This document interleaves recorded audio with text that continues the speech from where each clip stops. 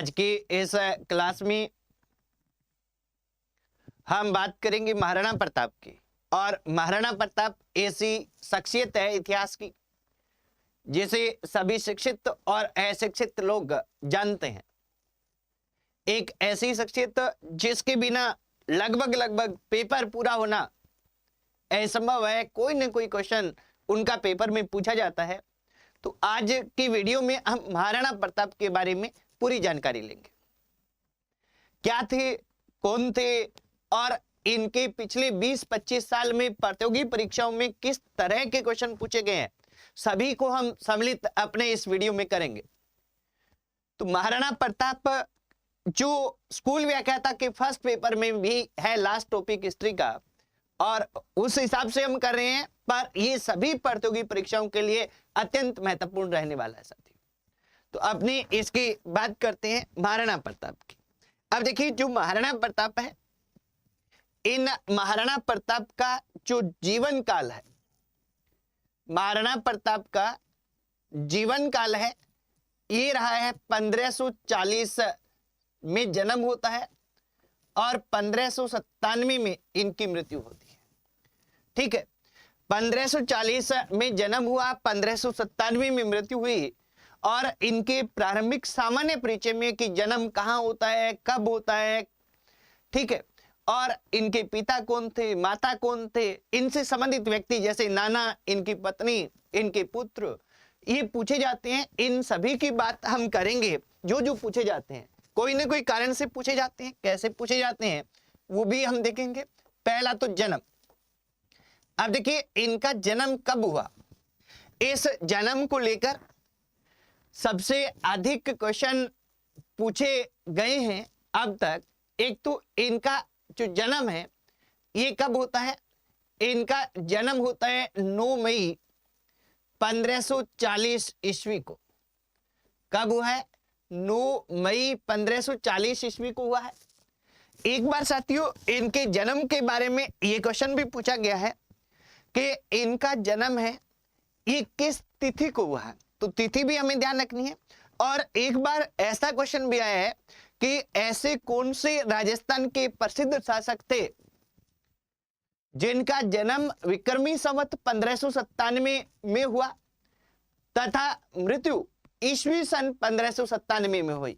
तो यहां अपने को ध्यान रखना है कि इनका 9 मई 1540 को जन्म होता है। साथ में अगर हम तिथि की बात करें तो ज्येष्ठ शुक्ला तृतीया। कब? ज्येष्ठ शुक्ला तृतीया को इनका जन्म होता है। कब? तृतीया को जन्म होता है, विक्रमी संवत है 1597। विक्रमी संवत 1597 में ज्येष्ठ शुक्ला तृतीया को इनका जन्म होता है। कहां पर होता है? तो इनका जन्म हुआ है साथियों, वो हुआ है बादल महल में। अब देखिए, राजस्थान जी के में ये जो बादल महल है ये बहुत अधिक पूछा जाता है। बादल महल के बारे में कि प्रसिद्ध बादल महल किस दुर्ग में है, तो अपने को ये अच्छी तरह से ध्यान रखना है कि राजस्थान का जो सर्वाधिक प्रसिद्ध बादल महल है वो कहाँ है, वो जैसलमेर दुर्ग में है। 5 मंजिला है और 1884 में यहाँ के सिलावटों ने वहां के शासक वेरीसाल सिंह को बनाकर समर्पित किया था और इसकी ऊंचाई अधिक होने के कारण इसका नाम बादल महल रखा गया था। एक दूसरा प्रसिद्ध बादल महल डूंगरपुर में है। और अपने जो बादल महल की बात कर रहे हैं ये कुमलगढ़ दुर्ग के अंतः दुर्ग कटारगढ़ में स्थित है। क्या है? कुमलगढ़ दुर्ग है, इसका अंतः दुर्ग था। कौन सा बादल महल कहां पे है? कुमलगढ़ दुर्ग का अंतः दुर्ग है कटारगढ़। इस कटारगढ़ को, जैसा हम सभी को पता है कि हम क्या कहते हैं, मेवाड़ की आंख कहते हैं। कुमलगढ़ का अंतः दुर्ग है कटारगढ़। इस दुर्ग में बादल महल में महाराणा प्रताप का जन्म होता है। अपने ये भी गौर करेंगे साथियों कि ये जो ज्येष्ठ शुक्ल तृतीया है, इस ज्येष्ठ शुक्ल तृतीया को हम किस रूप में मनाते हैं? हम इसे प्रताप जयंती के रूप में मनाते हैं। प्रताप जयंती के रूप में किसको मनाते हैं? ज्येष्ठ शुक्ला तृतीया को हम प्रताप जयंती के रूप में मनाते हैं। प्रताप के जन्म दिवस के रूप में मनाते हैं। अब देखिए, इनसे संबंधित जो व्यक्ति हैं उन व्यक्ति की हम एक एक करके चर्चा करें तो महाराणा प्रताप है। इन महाराणा प्रताप के पिता कौन थे? महाराणा प्रताप के पिता थे महाराणा उदय सिंह। महाराणा उदय सिंह ये इनके पिता है। इनकी माता कौन थी? महाराणा प्रताप की माता थी, ये थी जेवंता बाई। जेवंता बाई, और ये जेवंता बाई है, ये पाली की थी। पाली के सोनगरा चौहान थे। और इनके जो नाना थे सोनगरा चौहान अखेराज। सोनगरा चौहान इनके वंश था और अखेराज इनका नाम था। सोनगरा चौहान अखेराज इनके क्या थे? सोनगरा चौहान अखेराज इनके नाना थे। अखेराज ये इनके नाना हैं। कहां के रहने वाले हैं? पाली के रहने वाले। और इनकी पत्नी का नाम था, पत्नी थी अजब देव पंवार। अजब देव पंवार है, ये इनकी पत्नी थी। इसके अलावा भी आप देखिए कि इनके पुत्र थे जो इनके साथ ही रहते थे, वो थे अमर सिंह, जो इनके बाद में मेवाड़ के शासक भी बनते हैं। अमर सिंह इनके पुत्र रहे। ये तो क्या है कि इनकी प्रारंभिक जानकारी की माता, पिता, पत्नी, पुत्र, नाना, ये पूछे जा रहे हैं प्रतियोगी परीक्षाओं में, तो इनकी ये बात। अब देखिए, हम क्रमबद्धता से इनके साथ बढ़ेंगे कि इनका जो राज्याभिषेक होता है 28 फरवरी 1572 को। राज्याभिषेक से लेकर इनकी मृत्यु होने तक जो जो घटनाएं हुई हैं उनको क्रमबद्धता से देखेंगे। और साथ में अपने ये देखेंगे कि पीछे 20 से 25 साल में इन महाराणा प्रताप से कैसे क्वेश्चन हुए हैं, सभी को समाहित अपने इस वीडियो में करने वाले हैं। तो यहां अपने आगे देखिए इसके महाराणा प्रताप के बारे में। तो सबसे पहला हम बात करेंगे राज्याभिषेक पर। किन पे बात करेंगे? राज्याभिषेक। अब देखिए, महाराणा प्रताप का राज्याभिषेक कब होता है, कहां पे होता है, किस त्योहार को होता है, इसको लेकर क्वेश्चन पूछे जाते हैं। और किस तरह से होता है, क्योंकि थोड़ा विवादित रहा था। थोड़ा विवादित किस रूप में रहा था, इसकी चर्चा मैं पहले कर लेता हूं। आप ये ध्यान रखें कि इतिहास में कई बार ये क्वेश्चन पूछा जाता है कि राजमहलों की रक्तहीन क्रांति, कि राजमहलों की रक्तहीन क्रांति है, ये कहां हुई, कब हुई, इसकी सारी बात आपके ध्यान में आ जाएगी जब मैं पूरी कहानी बता दूंगा। राजमहलों की रक्तहीन क्रांति, पहले तो ये सीधा सा क्वेश्चन कि राजमहलों की रक्तहीन क्रांति कहां पे हुई, तो ये गोगुंदा में हुई है। इस क्रांति के दौरान क्या हुआ है? इस क्रांति के दौरान जगमाल है, जो क्या है, महाराणा प्रताप का भाई था। और महाराणा प्रताप का जो भाई है जगमाल, इस जगमाल को उत्तराधिकारी बना रखा था। किसने उत्तराधिकारी बना रखा था? वो बना रखा था उदय सिंह ने। उदय सिंह ने उत्तराधिकारी बना रखा है। वो सिंहासन पर बैठा है मृत्यु वाले दिन, और उसी दिन उसको सिंहासन से उतारा जाता है और उतारकर महाराणा प्रताप को बैठाया जाता है। तो ये पूरी जो कहानी है, ये राजमहलों की रक्तहीन क्रांति कहलाती है। अब देखो इसमें क्या होता है कि महाराणा उदय सिंह जो हैं, इन महाराणा उदय सिंह की मृत्यु होती है। उदय सिंह की मृत्यु, महाराणा उदय सिंह की मृत्यु हुई है, वो हुई है 28 फरवरी 1572 को। 28 फरवरी 1572 है। और इस दिन क्या है? होली का त्योहार है। 28 फरवरी 1572 को महाराणा उदय सिंह की मृत्यु हुई। और इस दिन क्या था? इस दिन होली का त्योहार था। ये अपने को ध्यान रखना है। अब होली का त्योहार है, इस दिन इनकी मृत्यु होती है। तो यहां क्या है, यहां इनसे उदय सिंह है, ये अपने उत्तराधिकारी नियुक्त करते हैं। उत्तराधिकारी किसको नियुक्त किया था? इन्होंने अपना उत्तराधिकारी नियुक्त किया था जगमाल को। किसको नियुक्त किया है? जगमाल को। यानी देखिए, पहले पूरी कहानी बता देता हूं मैं आपको, राज्याभिषेक की चर्चा बाद में कर लूंगा। कि महाराणा उदय सिंह की रानियां थी, 3 प्रमुख रानियां और इनके 3 पुत्र। महाराणा उदय सिंह की मुख्य रानियां व उनके पुत्र। अब यहां एक चीज ध्यान रखिए साथियों, कि कोई भी शासक होता था, उस शासक के सैकड़ों हजारों रानियां होती थी इस शासनकाल के दौरान। ऐसा ही लगभग हर शासक के साथ होता था। पर यहां हम कहें कि महाराणा उदय सिंह है, इनकी 3 रानियों की बात करेंगे। एक रानी है जयवंता बाई, जो हमने अभी लिखी है, जयवंता बाई। और जयवंता बाई का पुत्र कौन था? ये पुत्र यहां लिखेंगे, यहां रानी।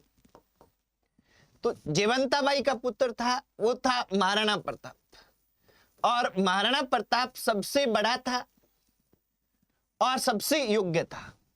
ठीक है। इसके बाद में एक बटियानी रानी, इसको बाटी राजवंश की ये रानी थी, इसलिए इसको बटियानी रानी कहते हैं। और इस बटियानी रानी का नाम था धीरबाई। क्या नाम था? इसका नाम था धीरबाई।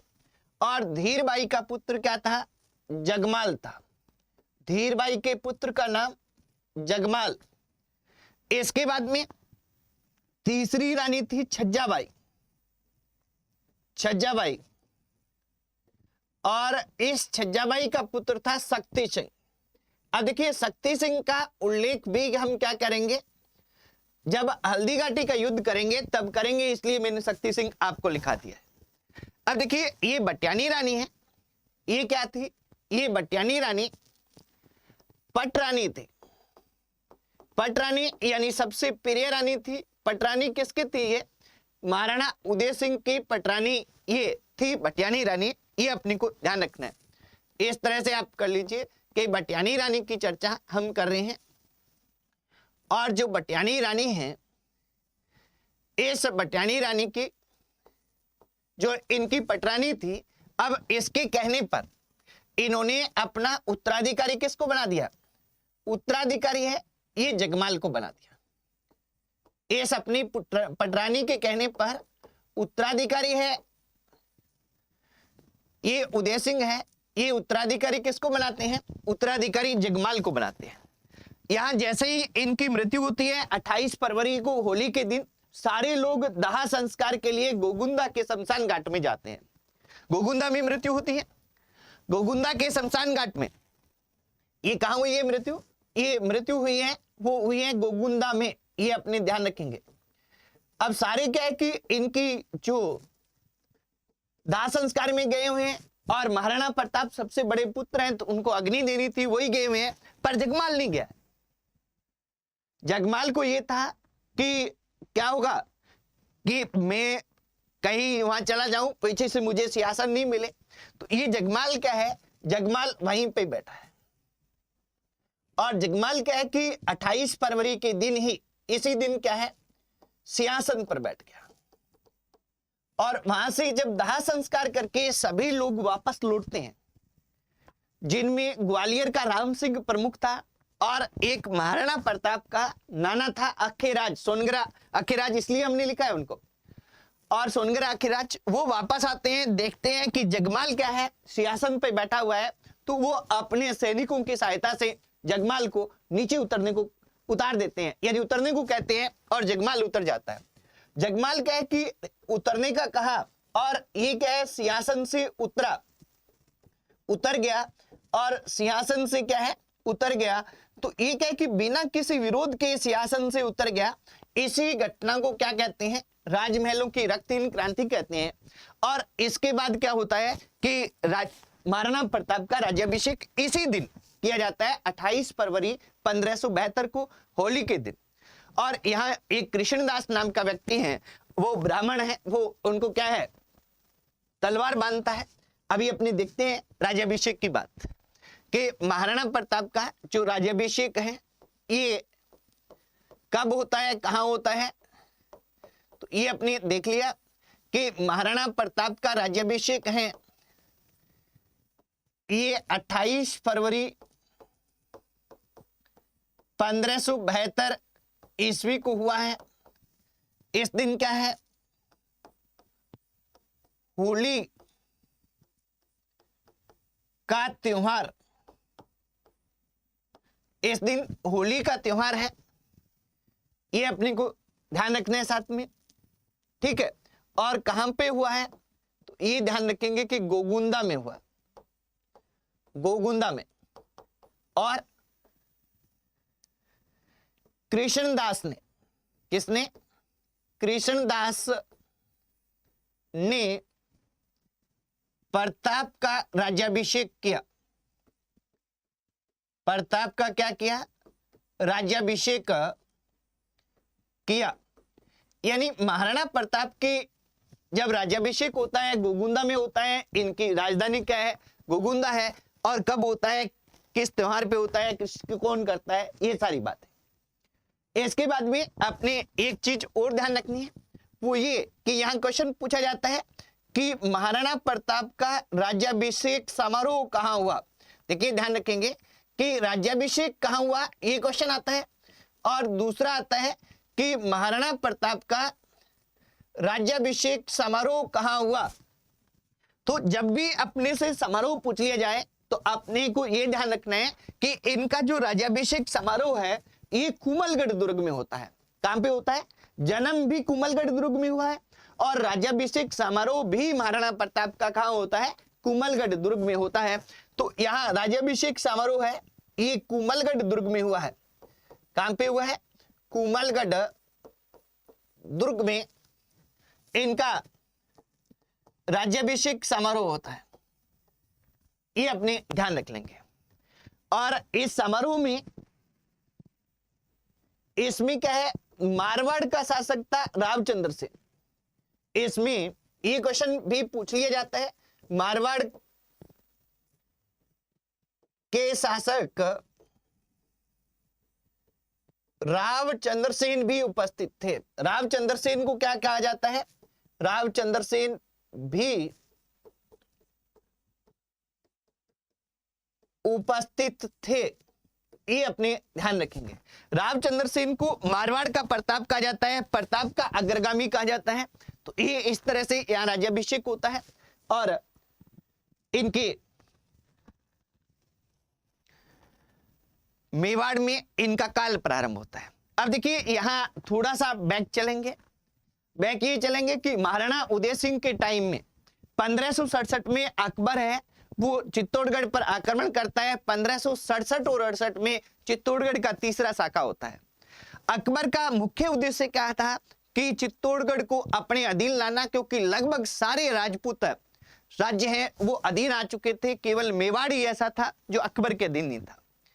इसलिए जैसे ही उदय सिंह, पहले तो ला नहीं पाया, पर जैसे ही उदय सिंह की मृत्यु होती है और प्रताप नया शासक बनता है तो महाराणा अकबर सोचता है कि अब ये नया नवेला छोरा शासक बना है और इस नए नवेले को क्या किया जाए, अपने दबाव में लिया जाए और इसे अधीनता स्वीकार करवा लिया जाए। अकबर क्या करता है, अकबर इस समय महाराणा प्रताप के पास अपने दूत भेजता है।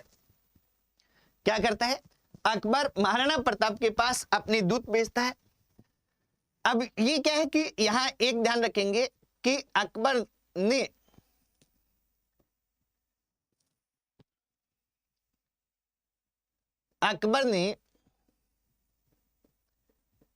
महाराणा प्रताप के पास, अकबर ने महाराणा प्रताप के पास अपने 4 दूत क्रमशः भेजे। महाराणा प्रताप के साथ इन्होंने 4 दूत भेजे और इन 4 दूतों का क्रम क्या किस तरह से रहा, पहले कौन आया, उसके बाद कौन आया और सबसे बाद में कौन आया, ये अपने को ध्यान रखना है। ये क्वेश्चन आता है। तो ये 4 दूत भेजे, किस लिए भेजे हैं? अपनी अधीनता स्वीकार कराने के लिए। पहला कौन सा? पहला दूत आता है जलाल खां कोर्ची। कौन आता है पहला? जलाल खां कोर्ची है, ये पहला दूत आता है। सेकंड कौन सा आता है? सेकंड आता है, वो आता है मानसिंह। मानसिंह आमेर का कछवा राजकुमार था, आमेर का मानसिंह, ये आता है। थर्ड कौन आता है? भगवंत दास। भगवंत दास है, ये क्या है? आमेर का शासक था और मानसिंह का पिता था। आमेर का शासक वह क्या है? सॉरी, आमेर का शासक ये अभी नहीं बना है। आमेर का शासक ये 1574 में बनता है। आमेर का है और ये क्या है? मानसिंह का पिता था। और चौथा आता है, वो आता है टोडरमल। क्या आता है? टोडरमल, जो अकबर का क्या था? वित्त मंत्री था। वित्त मंत्री था। ये 4 आते हैं, 4 शासक आए हैं। ये तो 1572 में आता है। ये क्या है कि जून 1573 में आता है, क्योंकि 1573 में 3 आते हैं तो इनके बड़े बड़े आप थोड़ा आइडिया रख लेना। ये कब आता है? ये सितंबर 1573 में आता है। सितंबर 1573 ईस्वी में। ये कब आता है? दिसंबर 1573 ईस्वी में आता है। ठीक है, तो ये 4 दूत भेजे हैं। क्यों भेजे हैं? अधीनता स्वीकार करने के लिए, करवाने के लिए 4 दूत भेजे। परंतु यहां अपने को ध्यान रखना है कि चारों ही असफल रहे। चारों ही प्रताप को अकबर की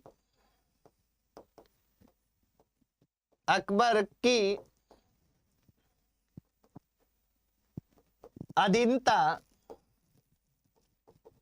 स्वीकार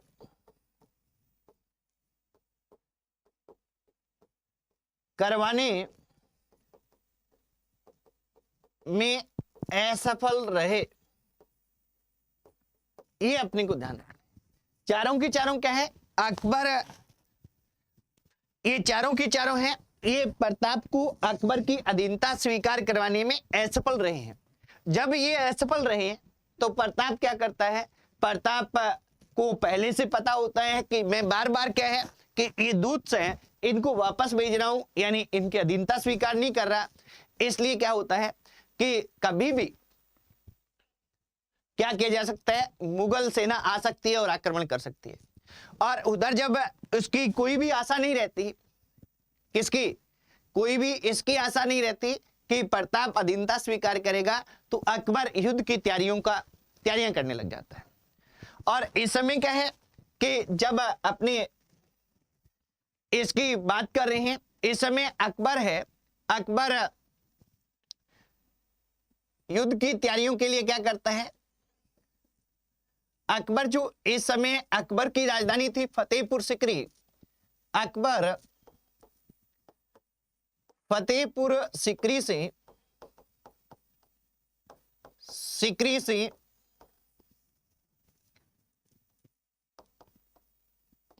अजमेर आया। अब देखिए, अजमेर आया है और अजमेर में क्या है, अपने ध्यान रखेंगे कि अजमेर में 1570 में ही अकबर ने एक दुर्ग बनाया था अपने नाम पे, जिसका नाम था अकबर का किला। अकबर का किला अकबर ने इसलिए बनवाया था ताकि वो क्या है कि वो अक्सर जियारत करने के लिए आता था, यानी पैदल यात्रा करने के लिए कहां पे आता था? अपने यहां अजमेर आता था, ख्वाजा मोइनुद्दीन चिश्ती की दरगाह पर। तो जब वो जियारत करने आता था तो उसे विश्राम के लिए उसने इस दुर्ग को बनवाया था। तो यहाँ क्या था, अकबर का किला। इस अकबर के किले को बाद में क्या है, अंग्रेजों ने अपना शस्त्रागार बना लिया, इसलिए इसको मैगजीन भी कहा जाने लगा। बाद में अंग्रेजों के टाइम मैगजीन कहा जाने लगा। तो अकबर फतेहपुर सिकरी से अजमेर आया, अकबर के किले में आया, और यहां क्या है कि उसने युद्ध की रणनीति बनाई। यहां हल्दी घाटी युद्ध की रणनीति बनाई गई। यहां हल्दी घाटी युद्ध की रणनीति बनी।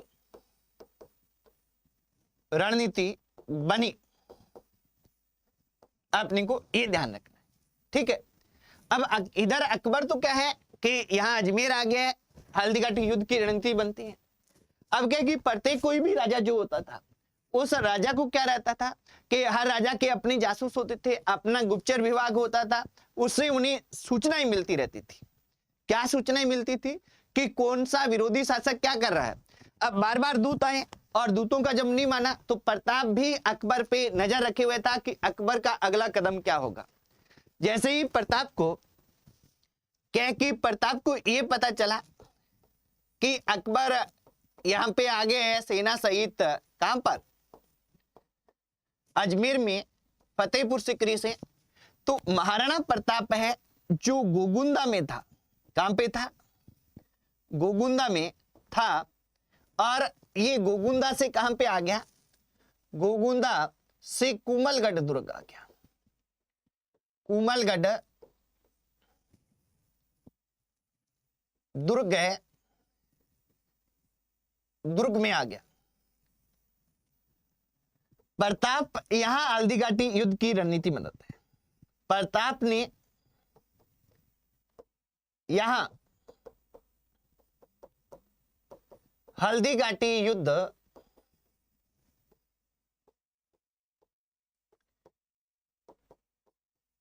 की रणनीति बनाई। अब देखिए, प्रताप तो यहीं इस एरिया में था, क्योंकि प्रताप को वहां आक्रमण नहीं करना था, पर ये अपनी रणनीति की, जैसे ही आक्रमण करेंगे हम उसका क्या सामना किस तरह से करेंगे, ये वगैरह उसकी रणनीति थी।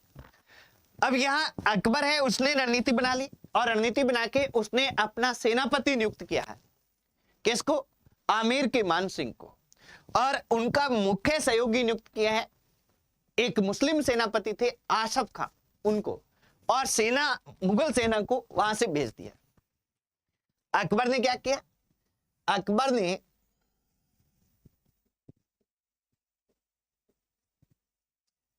अपना सेनापति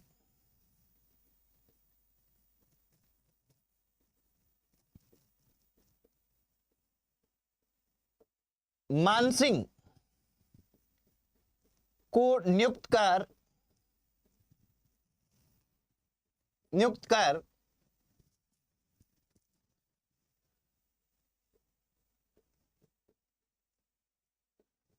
मुगल सेना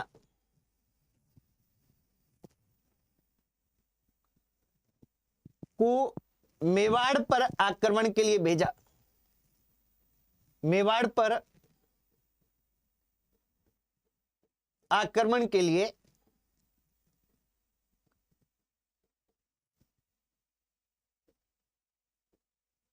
भेजा, ये अपने को ध्यान है। मुगल सेना को क्या किया है, मेवाड़ पर आक्रमण के लिए भेजा है, ये अपनी ध्यान रख लेंगे, इस पे हम गौर करेंगे, ठीक है। अब भेजा तो यहां प्रताप का जो मुख्य सहयोगी था, ये मुख्य सहयोगी कौन, सॉरी मानसिंह का, प्रताप का नहीं, मानसिंह का। मानसिंह का मुख्य सहयोगी यहां था आसफ खां।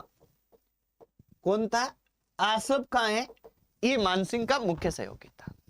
तो इस तरह से क्या है कि दोनों ओर से युद्ध की तैयारियां होती हैं, यहां अकबर के किले में, यहां कुमलगढ़ में। पर अब थोड़ी सी आप स्थिति को समझेंगे।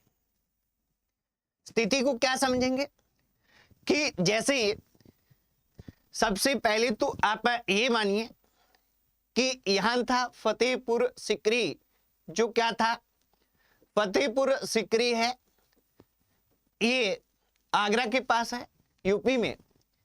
और यहाँ क्या है कि इसकी राजधानी थी अकबर की। ये अकबर है, फतेहपुर सिकरी से कहां पे आया है? अजमेर आया है।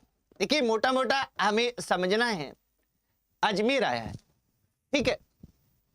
अजमेर पहुंचा, अजमेर में युद्ध की रणनीति बनाई और यहां से अपनी मुगल सेना भेज दी। और ये मुगल सेना कहां है कि मांडलगढ़। मांडलगढ़ कहां पे है? भीलवाड़ा में। यहां पर 1 माह तक ये डेरा डाल के रखती है। मांडलगढ़ भीलवाड़ा में 1 माह तक यहां क्या है, 1 माह तक मुगल सेना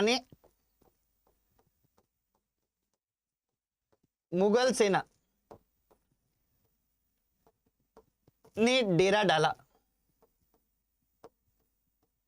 ठीक है। अब देखो इधर क्या है, इधर है राजधानी है प्रताप की। राजधानी कौन सी थी पहले? गोगुंदा। गोगुंदा उदयपुर में है, ये हम सभी को पता है। गोगुंदा कहां पे है? उदयपुर में। और गोगुंदा से ये प्रताप कहां पहुंचता है? कुमलगढ़। और कुमलगढ़ का हमें पता है कि कुमलगढ़ कहां है? कुमलगढ़ है राजसमंद में। कहां पे है? राजसमंद में कुमलगढ़ है। और कुमलगढ़ में अपने ये युद्ध की रणनीति बनाता है। अब युद्ध की रणनीति बनाता है, रणनीति बनाने के बाद ये कहां पहुंचता है? ये तो यहां लोसिंग गांव था, लोसिंग गांव। लोसिंग गांव कहां पे है? राजसमंद में। यहां पे डेरा डालता है और इधर से मुगल सेना आती है। यहां गांव था मोलेला, मोलेला गांव। और ये मोलेला गांव कहां है? ये है राजसमंद में। इस मोलेला गांव में डेरा डालती है। और यहीं पहाड़ी एरिया था, तंग एरिया था, पहाड़ी एरिया, ठीक है। और इस पहाड़ी एरिया में यहां भाग था कौन सा? हल्दी घाटी। इस हल्दी घाटी का मैदान, इस हल्दी घाटी के मैदान पर ये आमने सामने होते हैं मुगल सेना। ये तो सीन किसका बता रहे हैं हम? ये सीन पूरा का पूरा हम किसका बता रहे हैं? ये मुगल सेना का रूट है, मुगल सेना का रूट था, ठीक है। और ये वाला, ये पूरा का पूरा है, ये क्या था? प्रताप की सेना का रूट था। प्रताप की सेना यहां पहुंची है, यहां से चली है। इधर है मुगल सेना, यहां से चली है और यहां पहुंची है, ठीक है। तो इस तरह से ये आमने सामने आते हैं। अब युद्ध कब होता है? युद्ध कब होता है इसकी बात करें। देखिए ये हल्दी घाटी युद्ध का सीन है, सामने दिख रहा है आपको। थोड़ा मैं और क्लियर इसको करूंगा। युद्ध है, युद्ध हल्दी घाटी का युद्ध।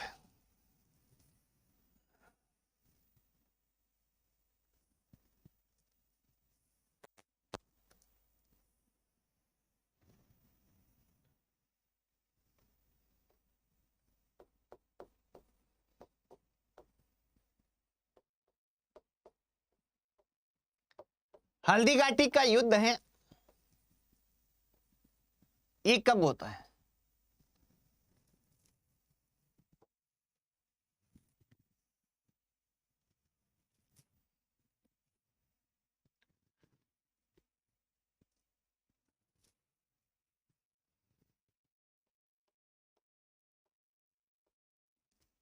अब देखिए कब होता है, इसको लेकर 2 तारीख हमें मिलती है। एक तो 18 जून 1876, सॉरी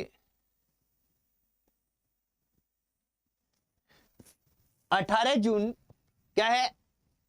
1876। अब देखिए हल्दीघाटी का युद्ध कब हुआ था, इसको लेकर 2 तारीखें हमें मिलती हैं। ज्यादातर इतिहासकार है वो इसी तारीख को मानते हैं, जबकि 21 जून 1876 का वर्ष भी, सॉरी ये क्या कर रहा हूं 1876,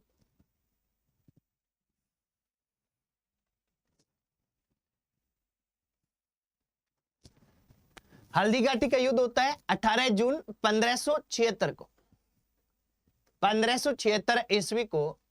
और इस 18 जून 1576 ईस्वी का जो है, इसको कुछ इतिहासकार 21 जून भी इसकी तारीख मानते हैं, यानी 21 जून 1576 भी इसकी तारीख मानते हैं।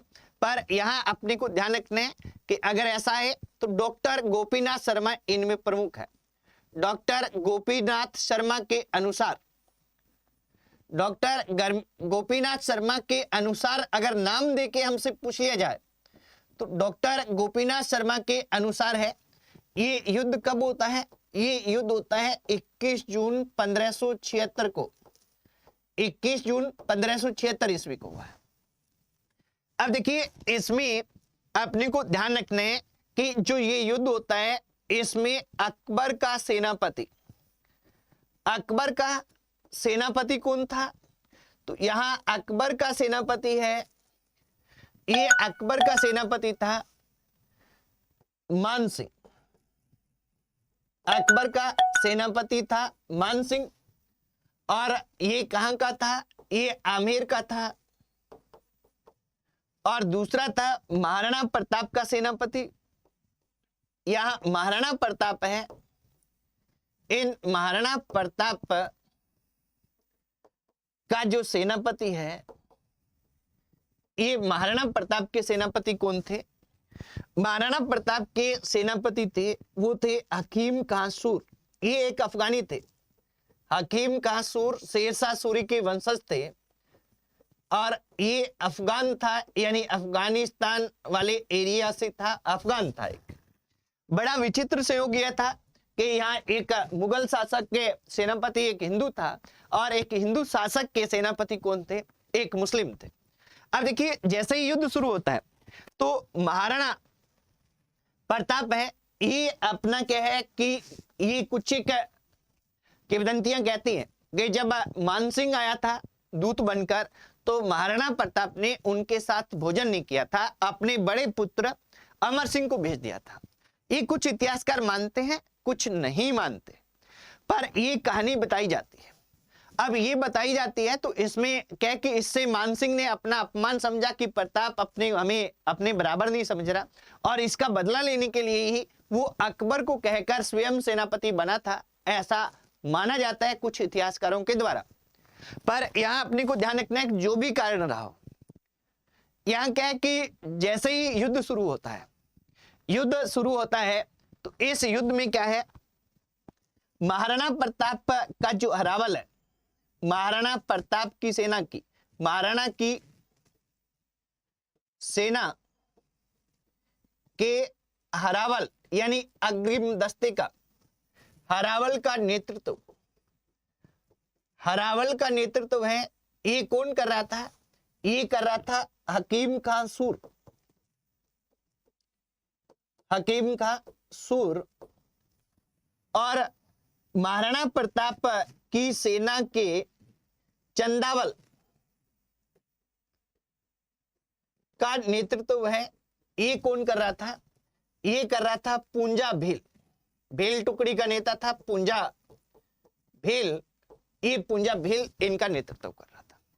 यहां देखिए एक विशेष बात हमें ध्यान रखनी है, वो ये ध्यान रखनी है कि महाराणा प्रताप स्वयं इस युद्ध में उपस्थित है और महाराणा प्रताप किस पे है, घोड़े चेतक पे था। अगर आपको ये सीन दिख रहा है तो आप ध्यान से देखेंगे कि ये हाथी है और ये घोड़ा है। अब देखिए ये हाथी था मान सिंह का, इस हाथी का नाम था मर्दाना, मर्दाना हाथी पर था मान सिंह।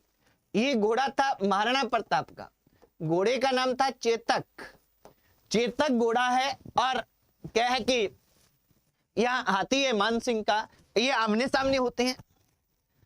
और देखिए जो बात कुछ इतिहासकार कहते हैं कि इनमें अनुमान थी, तो इससे शायद अनुमान ये लगाया जाता है एक तो कि सीधा प्रताप मानसिंह पे जाके टूट पड़े, इसका कारण यही था।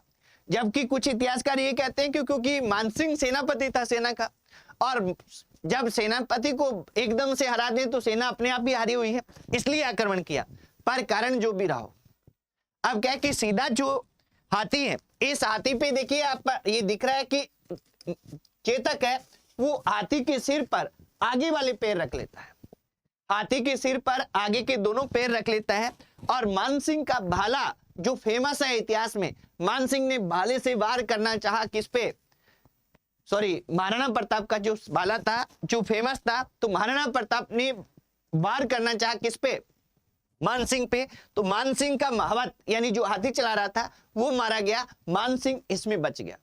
अब देखिए जैसे ही घोड़े ने क्या है कि सिर पे अपनी टांगे रखी, ये क्या है कि हाथी के जो दांत थे बाहर दिखाने वाले, इन दांतों पर पहले से ही यहाँ पे क्या बांध रखा था, यहाँ पे इन्होंने बांध रखा था वो कुछ बर्छी टाइप तीखी चीजें बांध रखी थी। उन्हें पता था कि चेतक एक एक्सपर्ट घोड़ा है, चेतक के बारे में हर कोई जानता था, और ये एक्सपर्ट घोड़ा है, ये हाथी के आगे पैर रख सकता है।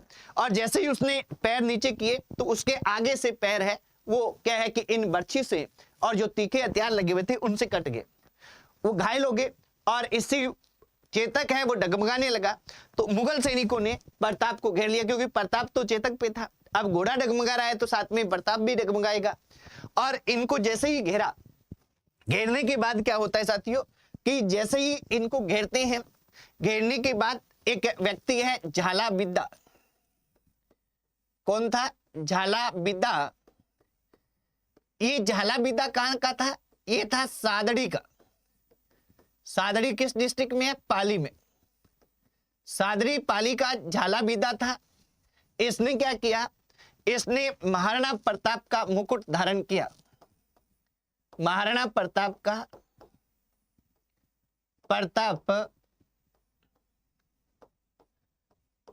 इसने क्या किया है? मुकुट धारण किया। ठीक है, अब महाराणा प्रताप का इसने मुकुट धारण कर लिया है और प्रताप को युद्ध स्थल से निकाल दिया। प्रताप को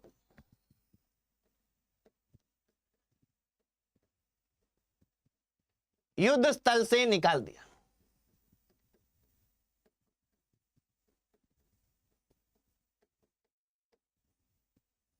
अब प्रताप को युद्ध स्थल से निकाला है, और झाला बिद्दा ने जैसे ही मुकुट धारण किया है, ये क्या है? मुगलों से लड़ता हुआ वीर गति को प्राप्त हुआ। मुगलों से लड़ता हुआ वीर गति को प्राप्त हुआ। ये अपने ध्यान रखना है। किसका? किसके बारे में? झाला बिद्दा के बारे में। इधर क्या है? हकीम का सूर है। हकीम का सूर भी क्या है कि वीर गति को प्राप्त हुआ है, पर अपने ये ध्यान रखेंगे कि एक बार प्रारंभ में एक बार क्या है? मुगल सेना में भगदड़ मचती है। प्रारंभ में एक बार मुगल सेना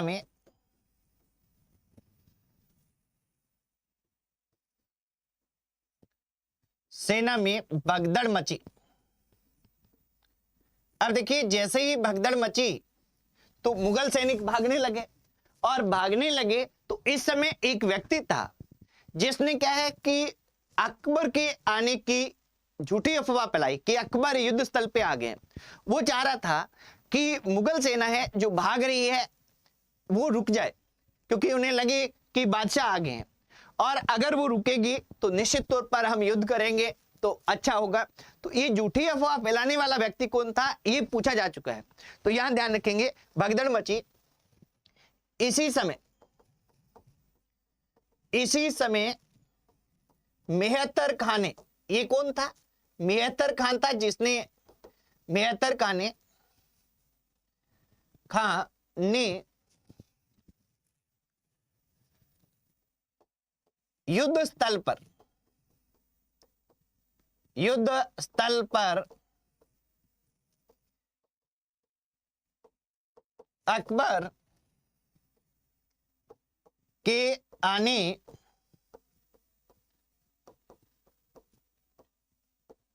की झूठी अकबर के आने की झूठी अफवाह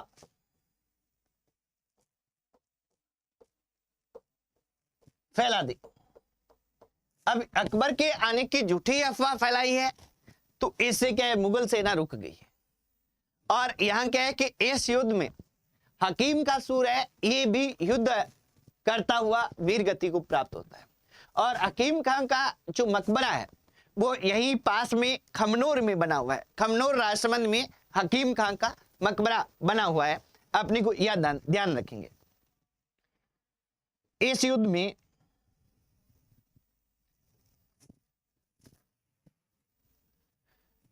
में लड़ता हुआ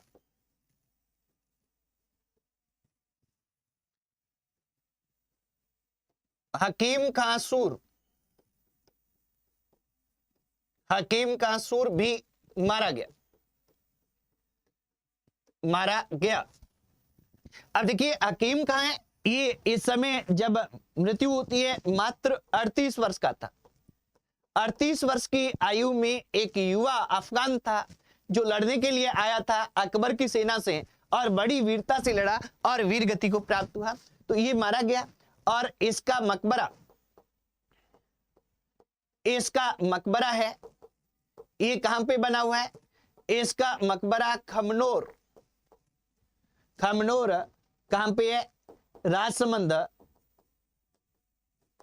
में है, ये अपने को ध्यान रखना है। अब देखिए यहां क्या है कि हकीम खान भी मारा गया है, झाला विद्या भी मारा गया और यहां प्रताप की सेना की स्थिति नाजुक होती है एक तो। और युद्ध स्थल से प्रताप है वो निकला है, उसकी भी कहानी हम पढ़ेंगे, उस पे क्वेश्चन आते हैं। पर यहां एक चीज और ध्यान रखनी है कि इस समय एक फारसी इतिहासकार इस युद्ध के समय प्रत्यक्षदर्शी था। ये भी क्वेश्चन पूछा जाता है कि कौन सा फारसी इतिहासकार इस युद्ध का प्रत्यक्षदर्शी था, या किस पुस्तक में हल्दी घाटी युद्ध की आंखों देखा हाल लिखा हुआ है। तो यहां अपने को यह ध्यान रखना है कि इस युद्ध के समय फारसी इतिहासकार कौन है, अल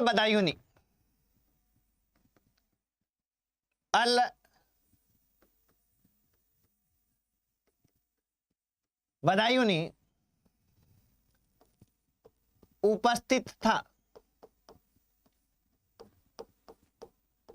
उसने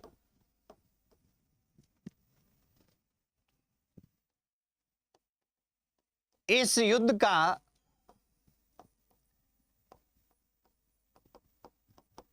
आंखों देखा हाल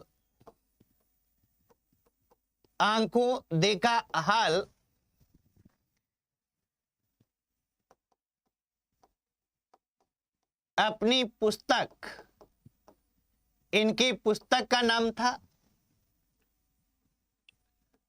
मुंतखब उल तवारिख, मुंतखब उल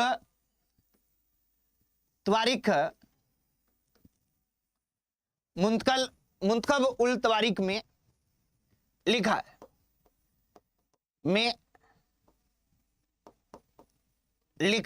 है, अब देखिए मित्रों यहां अपने को एक और ध्यान रखना है कि एक बार ऐसा भी क्वेश्चन आया था कि हल्दी घाटी युद्ध के दौरान राजपूतों के खून से अपनी दाढ़ी को किसने रंगा था।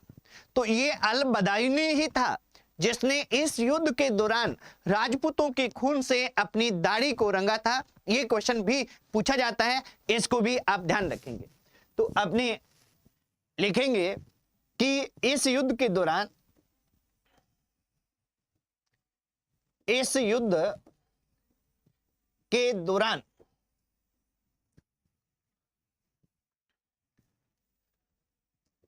अल बदायूनी ने अल बदायूनी ने अपनी दाढ़ी को राजपूतों के खून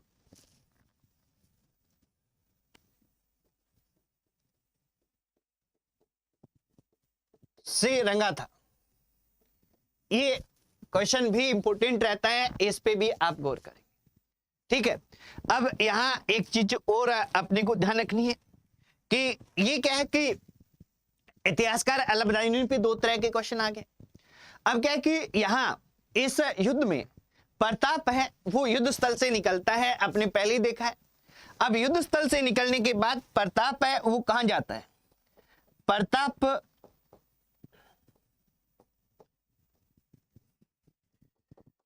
युद्ध स्थल से निकलने के बाद, प्रताप युद्ध स्थल से निकलने के बाद कोलियारी गांव, ये उदयपुर में है, उदयपुर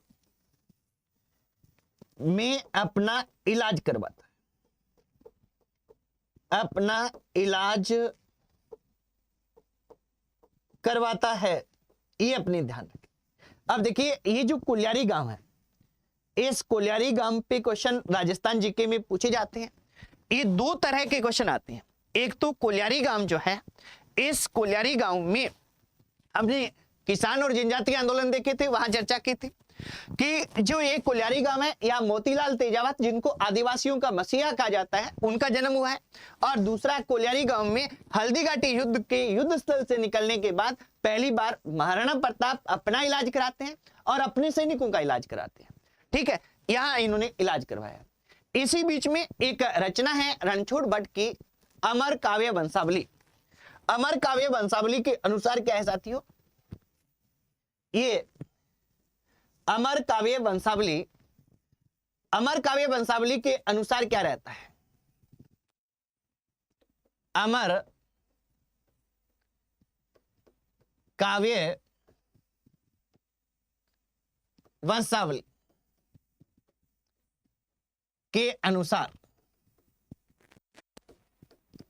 अमर काव्य वंशावली के अनुसार क्या है? ये जो रचना है, इस रचना में क्या किया गया है?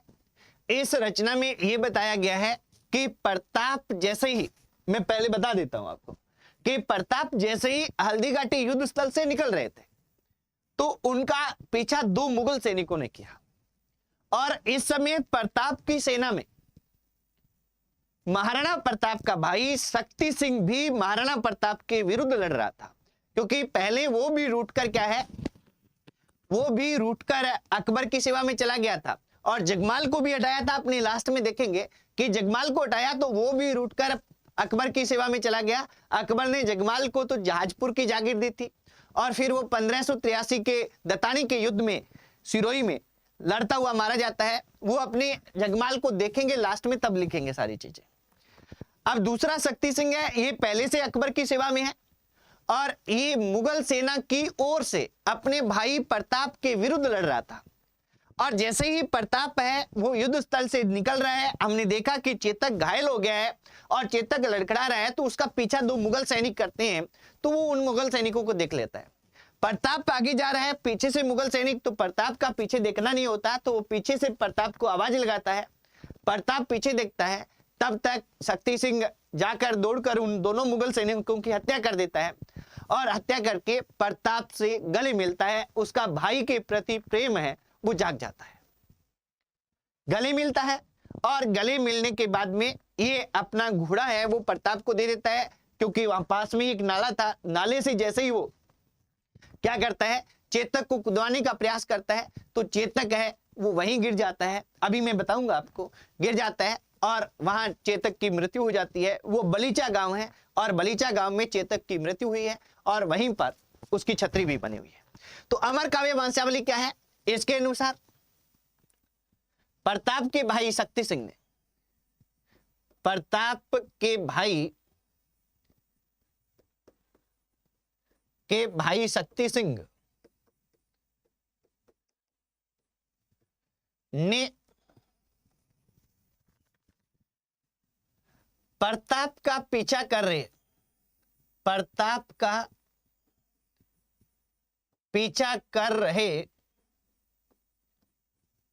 दो मुगल सैनिकों की हत्या की। मुगल सैनिकों की हत्या की।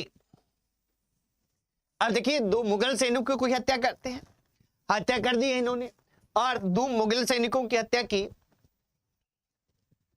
तथा, यही लिख देता हूं आगे, तथा शक्ति सिंह जो मुगल सेना की ओर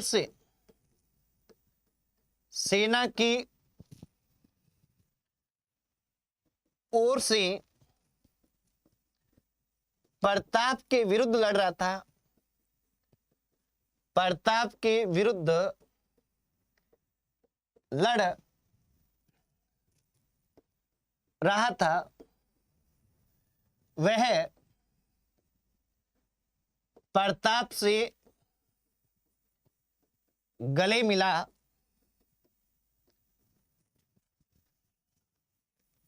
वह अपना घोड़ा प्रताप को दे दिया, वह अपना घोड़ा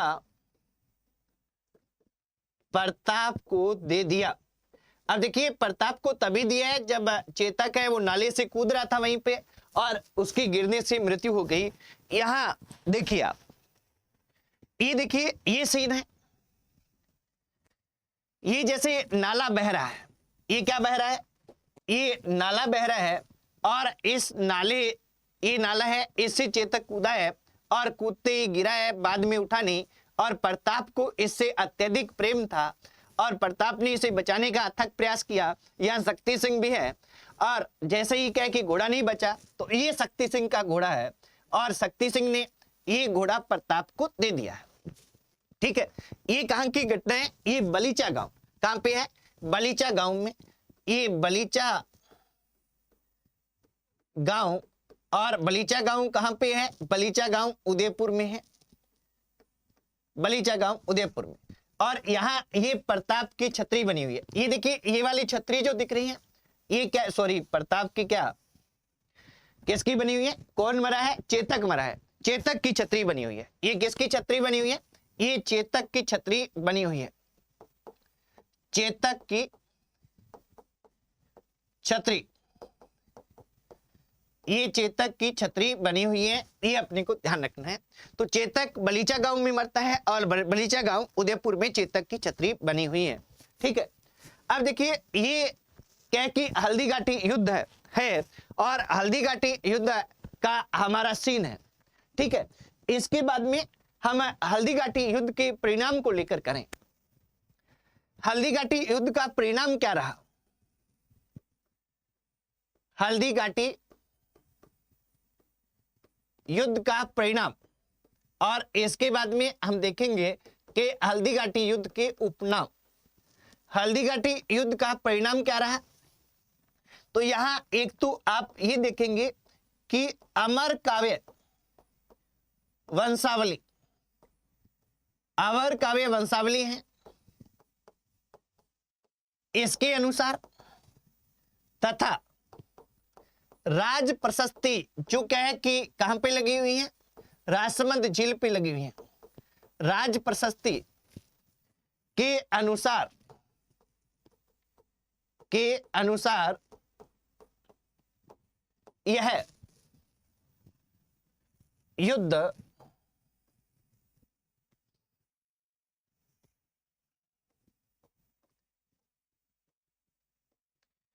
यह युद्ध प्रताप जीता, प्रताप जीता। अपने को ये ध्यान रखना है, किसके अनुसार, अमर काव्य वंशावली और राज प्रशस्ति के अनुसार क्या है, यह युद्ध कौन जीता है, यह युद्ध जीता है वो प्रताप जीता है, ये अपने ध्यान रखेंगे। सेकंड, हमारे इतिहासकार है डॉक्टर गोपीनाथ शर्मा। डॉक्टर गोपीनाथ शर्मा के अनुसार, गोपीनाथ शर्मा के अनुसार हैं, इनके अनुसार यह क्या रहा, अनिर्णायक, यानी कोई भी युद्ध रहा, यानी इसका कोई भी परिणाम नहीं आया। क्यों नहीं आया ये बताते हैं। ये कहते हैं कि यहां अकबर का यहां आक्रमण करना, मेवाड़ पर आक्रमण करने के दो उद्देश्य थे। एक महाराणा प्रताप को जिंदा या मुर्दा पकड़ना, और दूसरा मेवाड़ को अपने अधीन लाना। तो न तो अकबर महाराणा प्रताप को पकड़ पाया और न मेवाड़ को अधीन ला पाया, क्योंकि मेवाड़ ने कोई भी अधीनता स्वीकार नहीं की। तो ये किसी भी रूप से अपने क्या है लक्ष्य पे नहीं पहुंचा है। पर ज्यादातर इतिहासकार क्या मानते हैं, ज्यादातर इतिहासकार, अधिकांश इतिहासकार अकबर को जीता हुआ मानते हैं, क्योंकि अकबर की सेना है वो इसमें प्रभावी रही है। तीसरा अपने देखें कि अधिकांश इतिहासकारों के अनुसार, अधिकांश इतिहासकारों के अनुसार, इतिहासकारों के अनुसार क्या है, अकबर विजयी, अकबर विजयी रहा, ये ध्यान रखना है। अब देखिए अपने से इसके परिणाम को लेकर क्वेश्चन आए। अमर काव्य वंशावली के अनुसार, राज प्रशस्ति के अनुसार तो हम कहेंगे प्रताप जीता। डॉक्टर गोपीनाथ शर्मा के अनुसार हम कहेंगे अनिर्णायक रहा, और अन्य इतिहासकार है कि अकबर विजयी रहा, ये इसका परिणाम रहा। ये अपने को ध्यान रखना है। इसके बाद में हल्दीघाटी युद्ध के उपनाम। हल्दीघाटी युद्ध के उपनाम, अन्य नाम क्या रहे हल्दीघाटी युद्ध के। अब देखिए हल्दीघाटी युद्ध के क्या क्या नाम रहे। नंबर 1, मेवाड़ की थर्मोपोली। मेवाड़ की क्या कहा जाता है, इसे थर्मोपोली कहा जाता है, एक बात। दूसरा गोगुंदा का युद्ध, गोगुंदा का युद्ध। तीसरा खमनोर का युद्ध।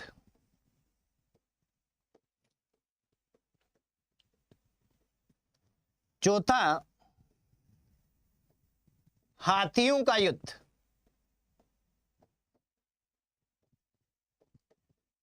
हाथियों का युद्ध। और पांचवा बनास का युद्ध। बनास का युद्ध। अब देखिए यहां अपने को यह ध्यान रखनी है कि राजस्थान इतिहास लेखन के पिता कौन थे, हम सभी को पता है कर्नल जेम्स टोड थे। और कर्नल जेम्स टोड ने अपनी रचना the annals and antiquities of Rajasthan, जिसका दूसरा नाम है the central and western Rajput states of India, इस पुस्तक में अपना जो इतिहास लिखा है राजस्थान का, सबसे पहले व्यवस्थित इतिहास लिखने वाले वही हैं, इसलिए उन्हें राजस्थान इतिहास लेखन का पिता कहते हैं। उन्होंने राजस्थान के इतिहास की तुलना यूनान से करते हुए लिखी है। किससे? यूनान से। थर्मोपोली का युद्ध, या थर्मोपोली कहां पे है? यूनान में है। और ये थर्मोपोली का युद्ध है यूनान में होता है, ये 480 ईस्वी पूर्व में होता है। इसकी अपने बाद में बात करेंगे। यहां अपने को क्या है कि ये ध्यान रखना है कि हल्दीघाटी युद्ध को मेवाड़ की थर्मोपोली किसने कहा, तो ये इन्होंने नाम दिया है colonel James Tod. Colonel James Tod है, ये इसको क्या देते हैं, हल्दीघाटी युद्ध है।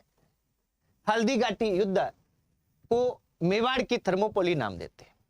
गोगुंदा का युद्ध, ये गोगुंदा और खमनोर वाले कई बार पूछे गए हैं, ध्यान रखेंगे। गोगुंदा का युद्ध किसने कहा है, जो यहां प्रत्यक्षदर्शी था, किसने? अल बदायूनी। अल बदायूनी, जो हमने लिखा है अभी कि फारसी इतिहासकार थे। मुंतखब उल तवारीख में इन्होंने क्या लिखा, इन्होंने आंखों देखा हाल लिखा इस युद्ध का, वो इसको गोगुंदा का युद्ध कहते हैं। और तीसरा खमनोर का युद्ध, तो यहां अपने को ध्यान रखना है खमनोर का युद्ध अबुल फजल ने कहा है। अब देखिए यहां ध्यान रखेंगे, अबुल फजल अकबर का दरबारी कवि था और इसकी रचना थी कौन सी, अकबरनामा। इस अकबरनामा में, जिसको क्या कहते हैं मोटे तौर पर, इसको आइन ए अकबरी भी कह दिया जाता है। इसका एक भाग है आइन ए अकबरी, तीसरा भाग। पर अपने को यहां ध्यान रखने कि अकबरनामा अथवा आइन ए अकबरी में ये अबुल फजल है, ये क्या कहता है, ये खमनोर का युद्ध कहते हैं। और इसमें हाथियों की लड़ाई के कारण, अब देखिए हाथियों पे क्वेश्चन आया है, अभी मैं करूंगा बात।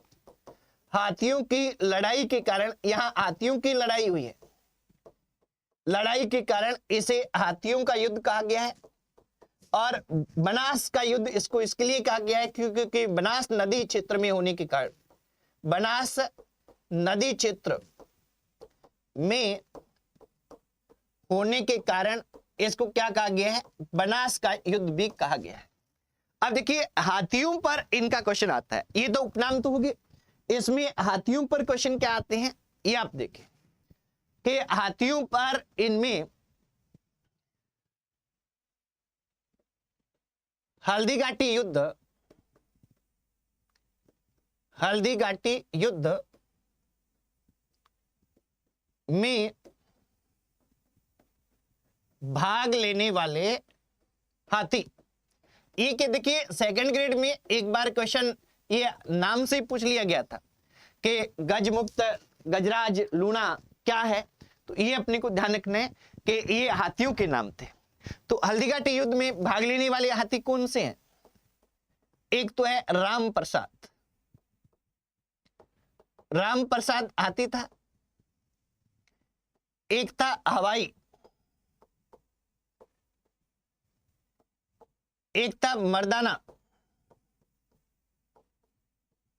मर्दाना। इसके बाद में और भी है गज प्रसाद, गजमुक्त या गजमुक्ता कहते हैं इसको, गजमुक्ता, लूणा, सोनू, ये कुछ एक हाथी थे जिन्होंने भाग लिया। अब देखिए क्वेश्चन क्या आया था कि गज प्रसाद, गजमुक्ता, लूणा क्या है, हाथियों के नाम, इस तरह से आया था, पगड़ियों के नाम, इस तरह से क्वेश्चन बना था। तो यहां अपने को ये ध्यान रखना है कि राम प्रसाद है, ये महाराणा प्रताप का हाथी था। क्या था, महाराणा प्रताप का हाथी। अब देखिए यहां एक चीज और गौर करनी है कि राम प्रसाद को हम अलग से लिखेंगे।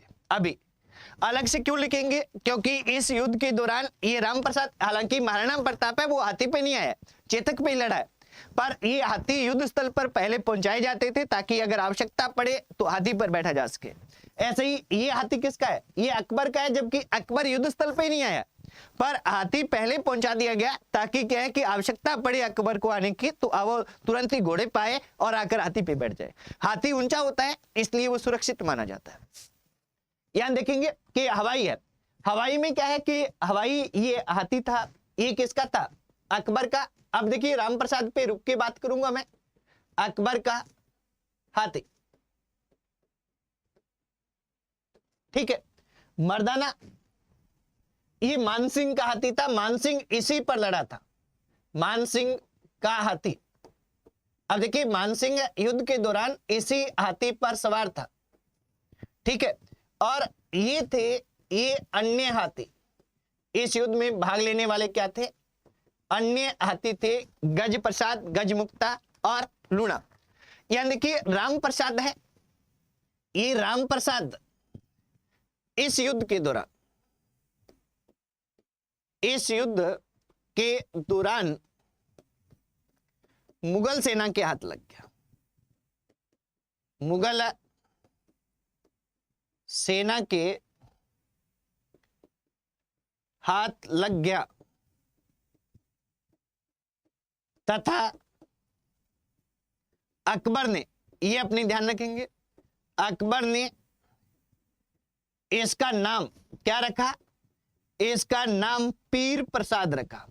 ये क्वेश्चन पूछा गया है, ध्यान रखेंगे कि किस हाथी का नाम पीर प्रसाद रखा गया। और ये भी ध्यान रखना है कि किसने ये रखा है, तो अकबर ने रखा है। क्या नाम रखा है? पीर प्रसाद रखा है। और किसका रखा है? ये रखा है राम प्रसाद का। ये अपने को ध्यान रख लेना है। ठीक है साथियों, ये वाला इंपोर्टेंट पोर्शन है, इस पे आप गौर करेंगे और अच्छे से गौर करेंगे। राम प्रसाद इतना स्वामी भक्त हाथी था, इसके बारे में प्रचलित है कि ये क्या है कि मुगल सेना के हाथ लगने के बाद राम प्रसाद ने अन्न जल ग्रहण नहीं किया और अपने प्राण त्याग दिए, ऐसा कहा जाता है। क्या? मुगल सेना के हाथ लगने के बाद, हाथ लगने के बाद राम प्रसाद ने अंजल यानी हरा चारा, अंजल त्याग दिया तथा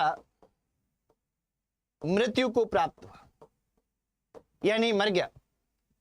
ये अपने को ध्यान रखना है। तो ये इसकी स्वामी भक्ति का प्रतीक माना जाता है कि इसने मुगल सेना के हाथ लगने के बाद क्या किया?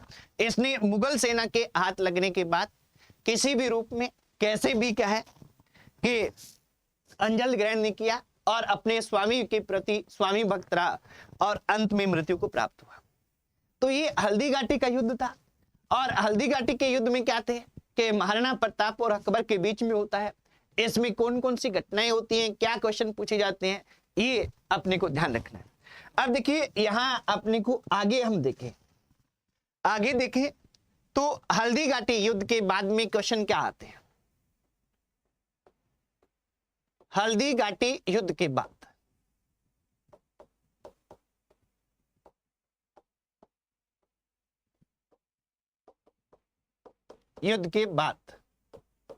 अब देखिए एक तो सीधा सा क्वेश्चन कि हल्दी घाटी युद्ध के समय शस्त्रागार जो प्रताप का था वो था मायरा की गुफा।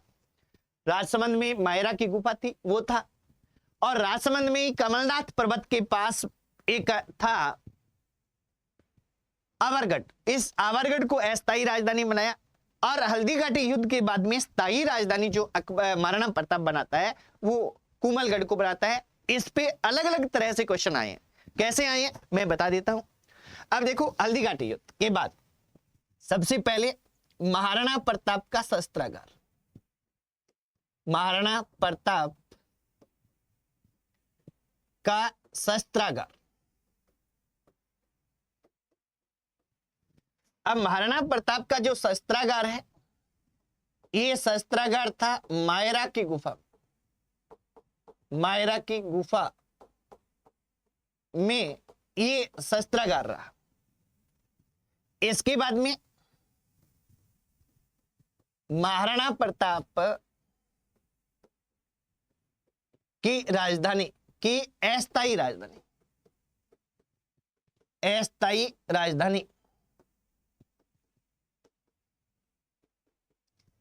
अस्थायी राजधानी रही है, ये रही है आवरगढ़। आवरगढ़। इसके बाद में सीधा क्वेश्चन आ जाए कि महाराणा प्रताप की राजधानी यानी महाराणा प्रताप की जो राजधानी है, इस राजधानी से तात्पर्य क्या है कि स्थायी राजधानी कौन सी बनी थी।